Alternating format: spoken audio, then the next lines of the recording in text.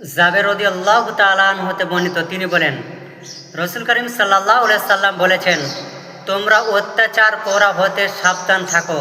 নিশ্চয়ই অত্যাচার কিয়ামতের দিন হবে অন্ধকার। তোমরা কৃপণতা থেকে বেঁচে থাকো।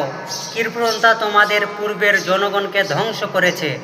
কৃপণতা তাদের অন্যায়ভাবে মানুষকে হত্যা করার প্রতি এবং হারামকে হালাল করার প্রতি উৎসাহিত করেছিল। শ্রোতাবিন্দু, তাহলে আমরা যে হাদিসটা বুঝতে পারলাম, আমাদের মধ্যে এতটাই কৃপণতা, কোনো মানুষকে যখন আমরা দান করতে চাই, মানুষকে দান করতে চাই না। একটা মসজিদ তৈরি হচ্ছে, মাত্র 5,000 টাকা দিতে চাই না, অথচ অনেক টাকা, অনেক পয়সা। কৃপণতা করতে আল্লাহ নবী সাল্লাল্লাহু আলাইহি সাল্লাম নিষেধ করেছে, তোমরা কৃপণতা করবে না এবং অপরজায় খরচা করবে না। যেই জিনিসটা তোমার প্রয়োজন নাই সেই জিনিসটা তুমি কিনবে না, বা এমনি আলতু ফালতু টাকা তুমি নষ্ট করবে না। আজকে আমাদের মধ্যে দেখা যায় এমন কৃপণতা যে বাড়িতে 4-5টা বাচ্চা রয়েছে।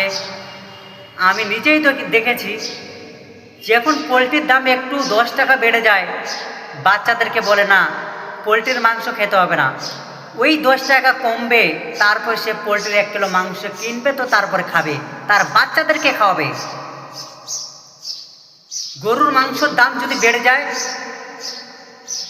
যদি 5 টাকার রেট বাড়ে, তাহলে খাবে না, ওই 5 টাকার রেট আগে কমবে, তারপরে সে খাবে। এরকম আমাদের সমাজে অনেক লোক রয়েছে। মাছ কিনতে যাবে বাজারে, কত টাকা কিলো? যদি বলা হয় একটা আইডিয়া যে 155 টাকা, 55 টাকা কিলো, বা 165 টাকা কিলো, সে মাছ কিনেছিল 5 মাস আগে 160 টাকা দিয়ে, সে মাছের দামটা হয়েছে 165 টাকা। সে 5 টাকার জন্য ব্যাগ নিয়ে, ঝোলা নিয়ে বাড়িতে ঘুরে আসে, সে মাছ খেতে চায় না, মাত্র 5 টাকার জন্য। এরকম আমাদের সমাজে অনেক লোক রয়েছে। তাহলে আপনি এত কষ্ট করছেন, এত কিছু করছেন, কার জন্য করছেন? আপনি নিজে খান, ভালো থাকুন এবং মানুষকে আপনি দান করুন, তবে তো আপনি ভালো থাকতে পারবেন।